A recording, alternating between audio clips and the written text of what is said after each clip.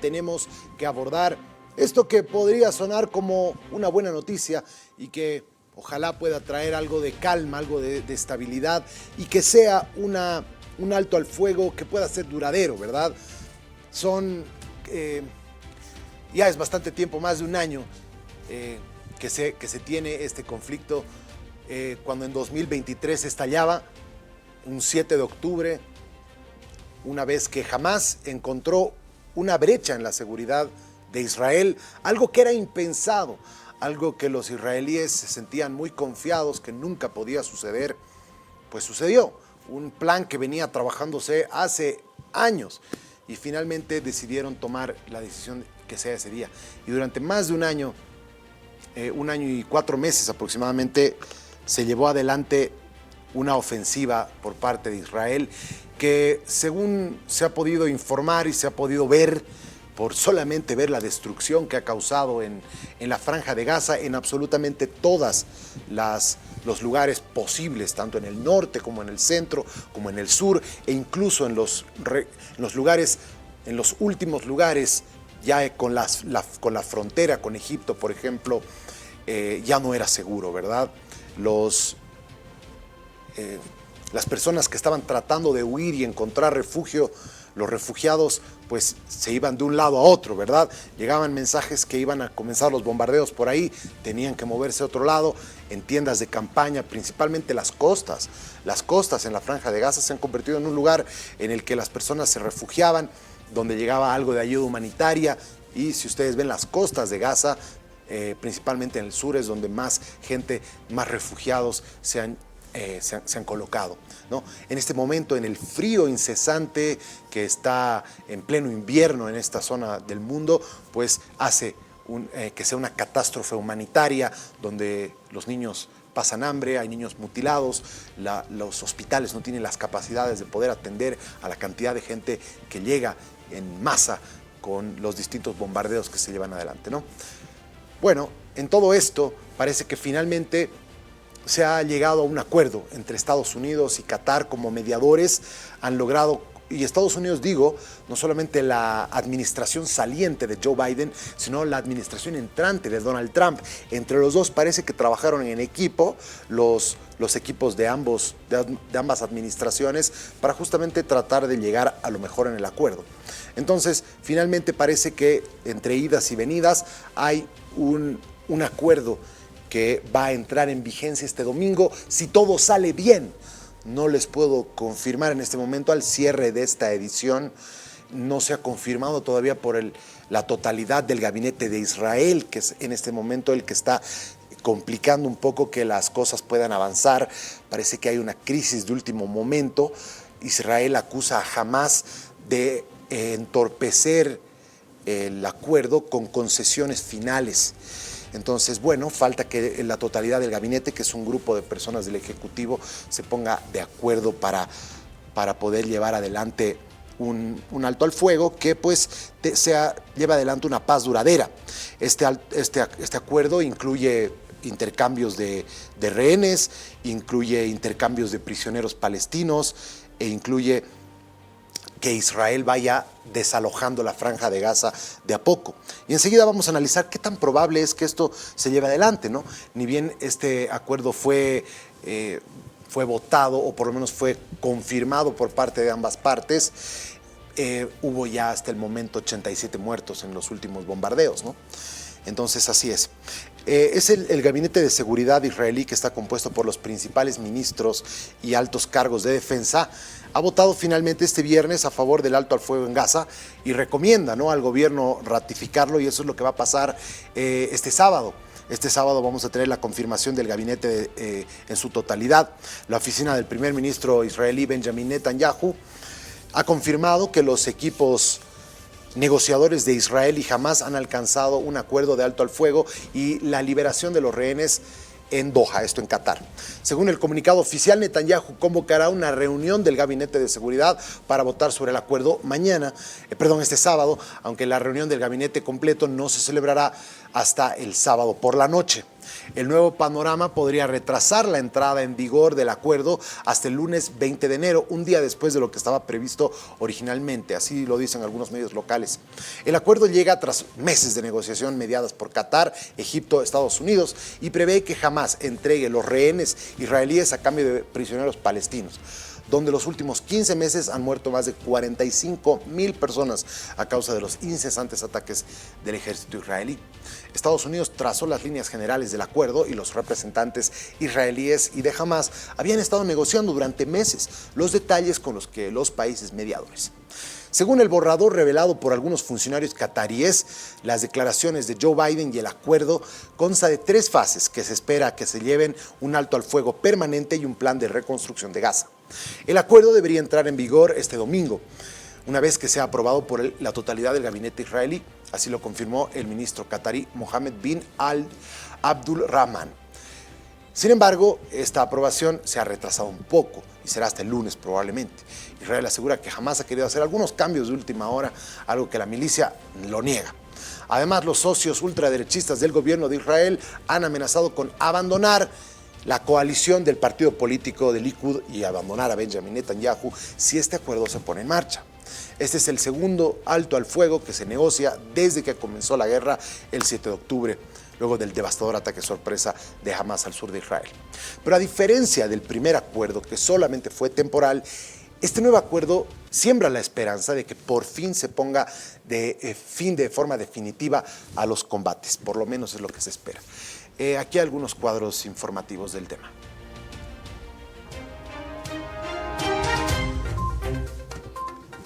El acuerdo de alto al fuego comenzaría con una fase inicial de 6 semanas de duración.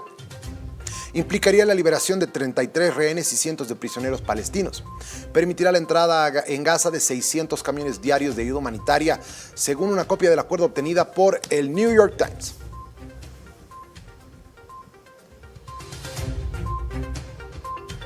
Al principio de la primera fase, Israel tendría que desplazar sus fuerzas hacia el este y en el 7º día los palestinos desplazados en el sur de Gaza podrían empezar a regresar al norte de su territorio, según el documento.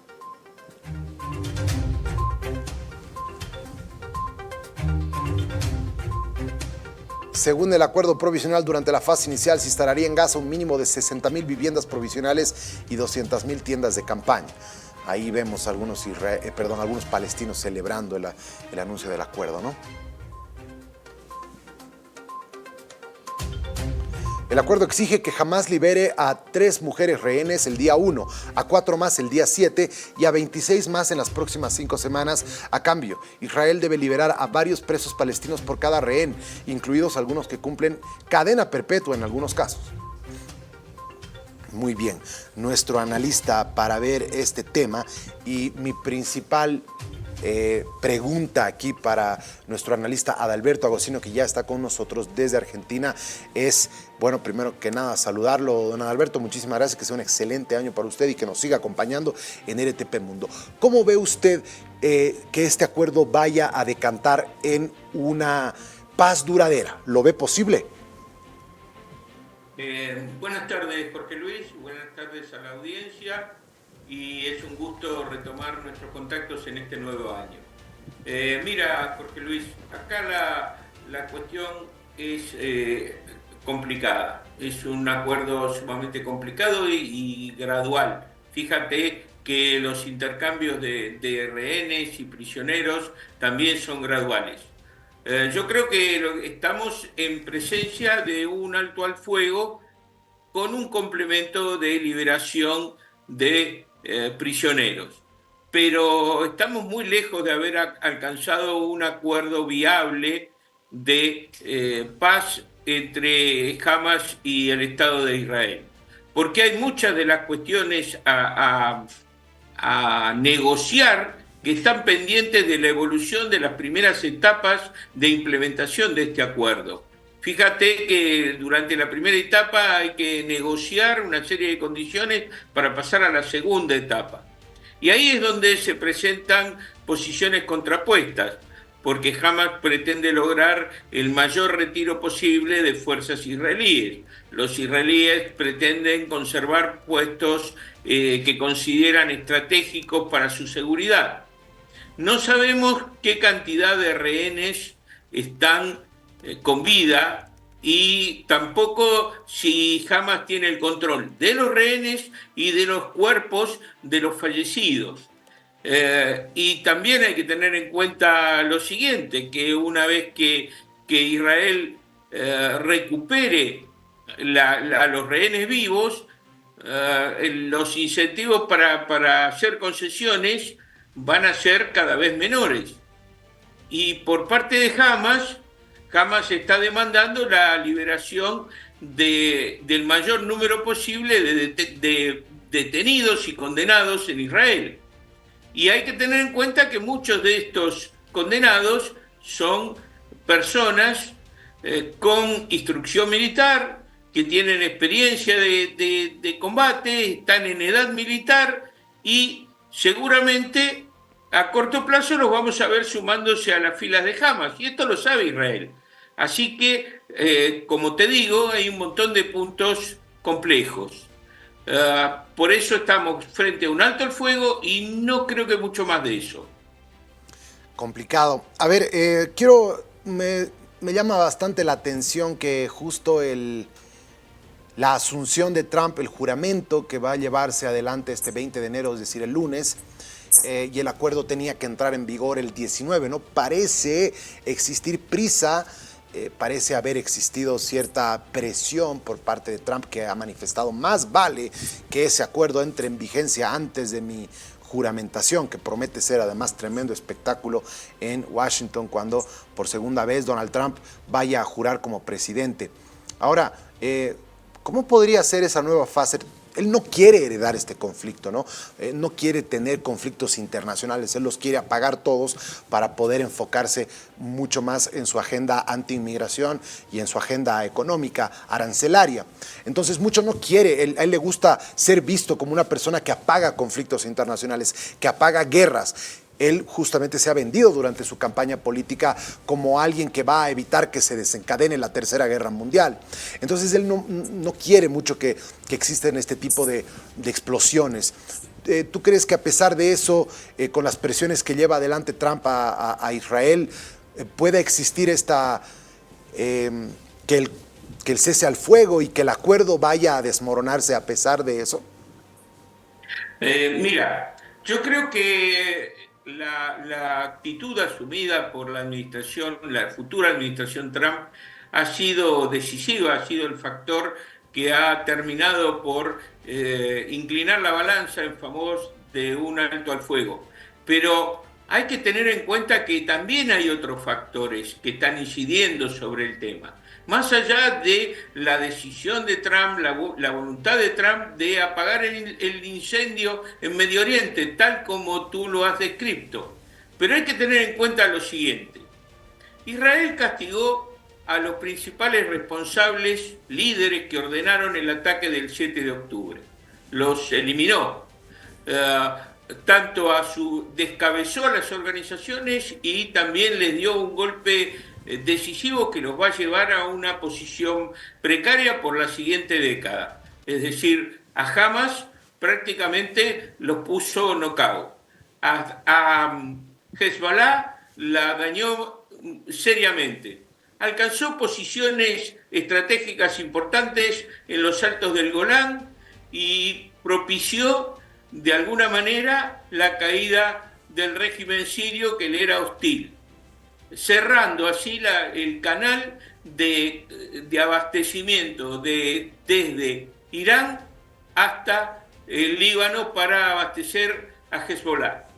Y también, de alguna manera, castigó al régimen de Irán y también a los hutíes.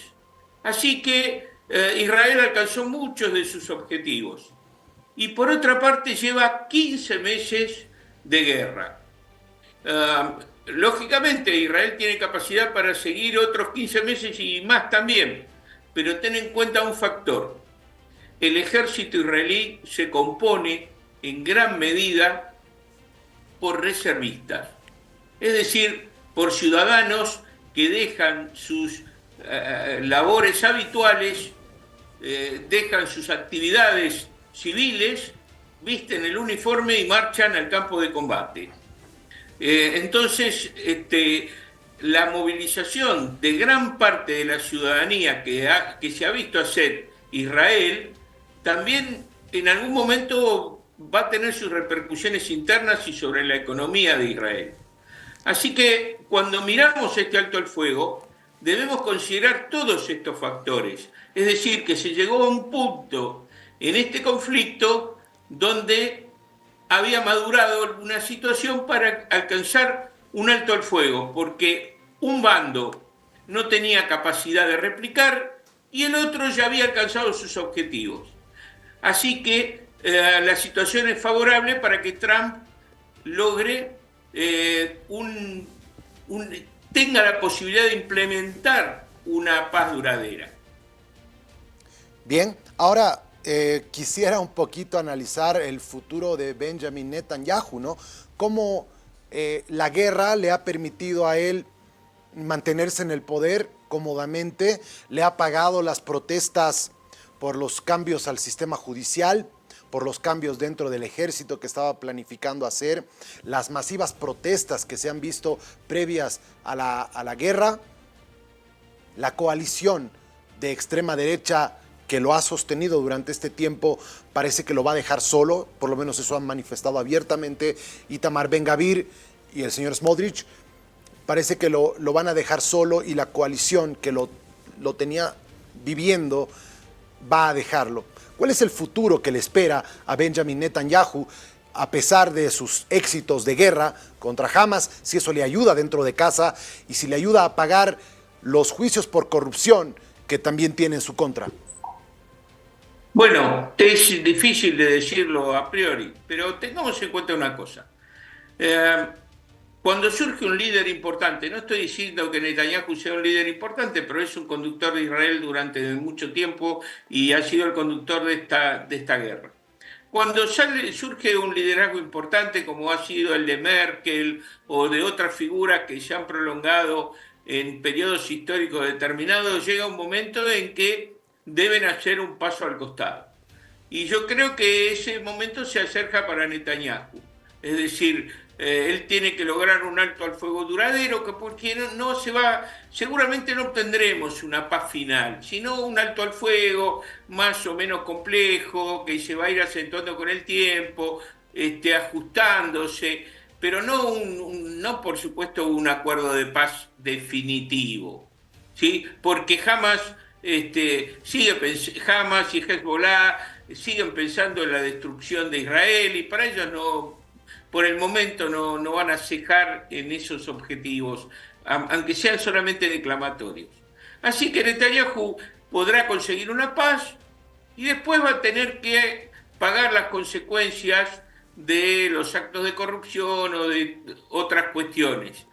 Pero también yo creo que Israel no va a ensañarse con Netanyahu. Es decir, mal o bien, es el hombre que los condujo en la guerra, es el hombre que consiguió que regresara una parte de los rehenes y yo creo que va a tener que dejar el poder, será más o menos cuestionado, pero no va a ir más allá de la cuestión. No creo que se lo condene y se lo encarcele después de digamos así, de esta etapa donde él aparece heroicamente conduciendo la guerra.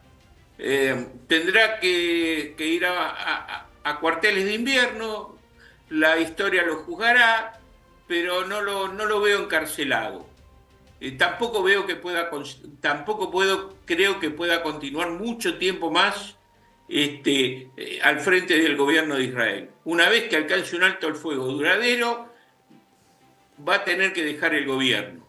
Y veremos en qué medida el pueblo de Israel lo preserva o lo condena. Yo me inclino por creer que lo van a preservar, pero lo van a hacer de alguna manera desaparecer de la escena política del país.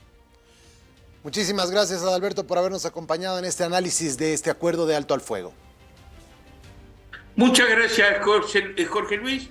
Y como tú sabes, yo siempre estoy dispuesto a dialogar contigo y colaborar con el programa. Lo apreciamos un montón. Muchísimas gracias.